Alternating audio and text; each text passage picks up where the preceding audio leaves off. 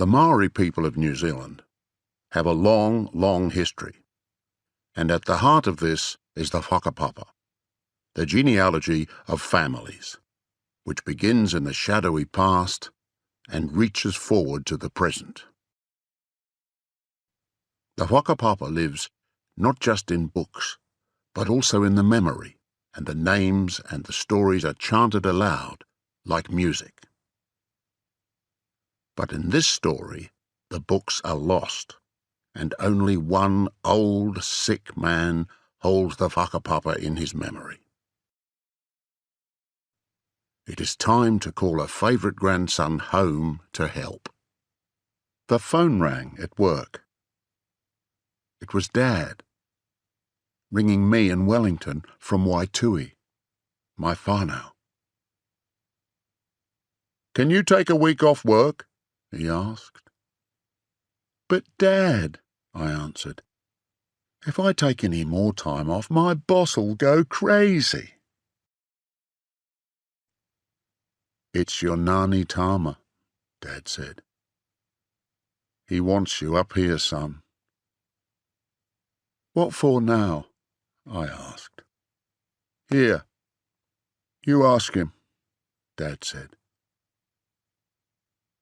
The phone went silent, but I could hear Dad saying to Nani Tama, "Old man, you're just trouble to him."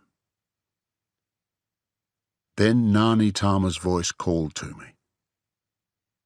"Is that you, Mokopuna?" "Yes, Nani," I sighed. "I'm here." "I need you, Mokopuna. I need you."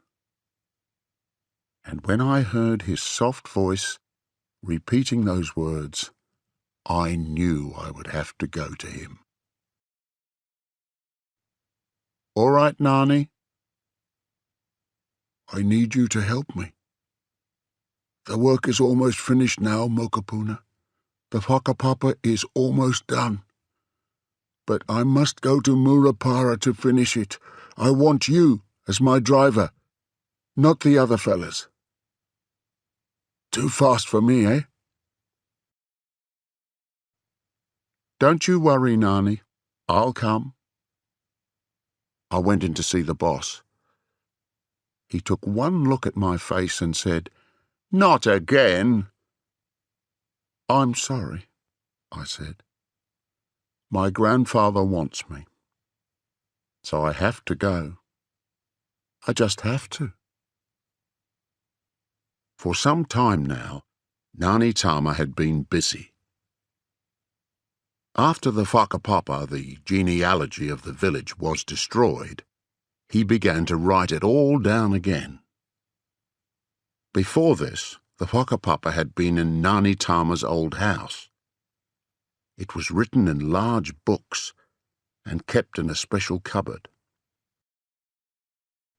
But then came the night of the fire that ran through the house and destroyed our past. Everything that we loved was lost. The coats made of feathers, the silver sports cups, the pew-pews, the genealogy. Everything except the piece of greenstone, as softly green as the river from where it had come. In one night, all gone. And Nani Tama, so Dad told me, had gone crazy, looking at the fire and crying out the name of his dead wife. "Miro! Miro!" It was a sad time for everyone, but most of all for Nani Tama. He went to stay with his daughter, my Auntie Hiraina, not talking to anyone, trying to find a way out from the ashes of the past. Much later, he had found that way. "I need a good pen," he said one morning. "I need some books to write in. Hurry, I may not have much time." He began to write the village genealogy again. to join the past to the present once more.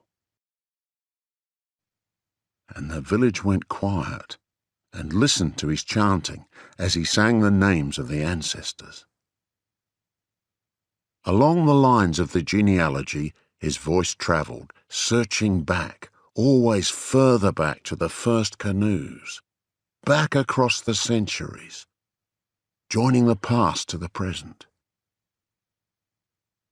His long years of training in Whakapapa helped him greatly. His memory was like a sharp knife, cutting deep lines into soft wood, finding forgotten roots into the past. And as he chanted, he wrote down the names, slowly, carefully. At times he was almost angry with himself at his slowness. "The memory is working well," he used to say helplessly. "But the hands are old and cannot write fast enough." So my cousin Timi was chosen to help him. As Nani chanted, Timi wrote down the names. There were some lines in the genealogy that were difficult to remember. Often, Nani Tama's voice suddenly stopped in the middle of a chant. Then the village used to wait in worried silence.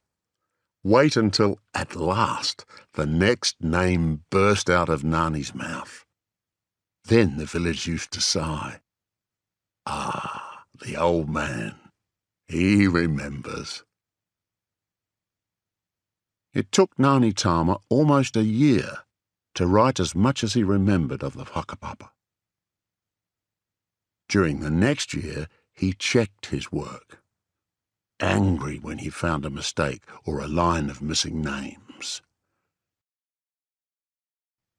And sometimes, while he worked, he used to shout, "Ehara tiwahe heare maku, ehara. I cannot go yet, not yet." He was talking to somebody, but there was nobody there. Now the old man wanted me back home. He wanted me to drive him to Murupara.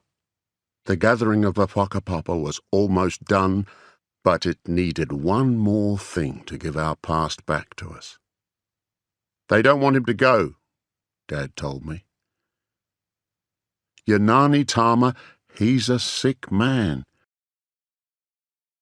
Your Auntie Hiraina says he mustn't do any travelling anywhere." We were on our way to Waitui, from the railway station where Dad had met me. Nani Tama wanted to start for Murupara immediately. There was not much time left, he said. "How sick is he, Dad?" I asked. Dad did not answer me, but I saw for myself when we arrived at Auntie Hiraina's place. Auntie Hiraina began to cry.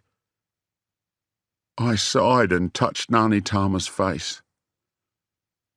"All right, old man," I said. "You drive me crazy, you really do. But if you can walk to the door by yourself, without help, I'll take you to Murupara." I picked him up and carried him to the car. Timi arranged the blankets around him. At the last moment, Auntie Hiraina appeared in her coat, with a small black bag in her hands. "Well, someone has to give him his injections," she said. I started the car. "Drive carefully, son," Dad said, "and bring our grandfather back to us soon." We travelled all that night, silent most of the time, listening to Nani Tama chanting in the darkness. It was strange to hear him, but wonderful too. From time to time he burst into a waiata, which he had taught Auntie Hyena. Then at a street corner, he told us to turn. We came to a house with an open door. An old man stood there, waiting. "We are here, Mokopuna." I stopped the car. The old man came to meet us. He smiled and gently welcomed Ngāni Tama. "I have been waiting all night for you. I did not think you would come so late." In his eyes, I saw the message. We must hurry. We carried Ngāni Tama into the house. Now, that day seems like a dream to me. "You got time for some kai?" the old man asked Ngāni. Ngāni Tama did not answer, and the old man understood.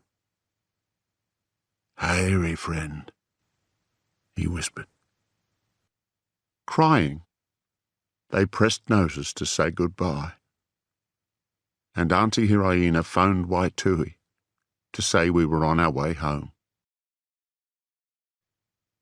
It was early morning and still dark when Waitui appeared before us. All the lights were on at Auntie Hyena's place, and the village people were waiting for us. "Huh?"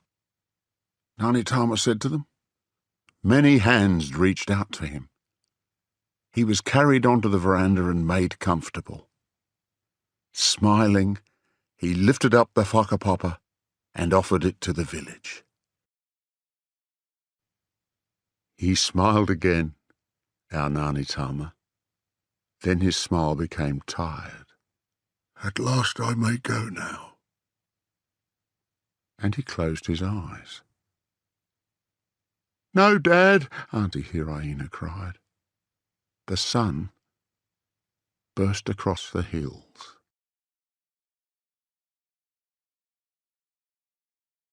Thank you for watching this video. Please like, share and subscribe to the channel to see the latest videos. Thank you.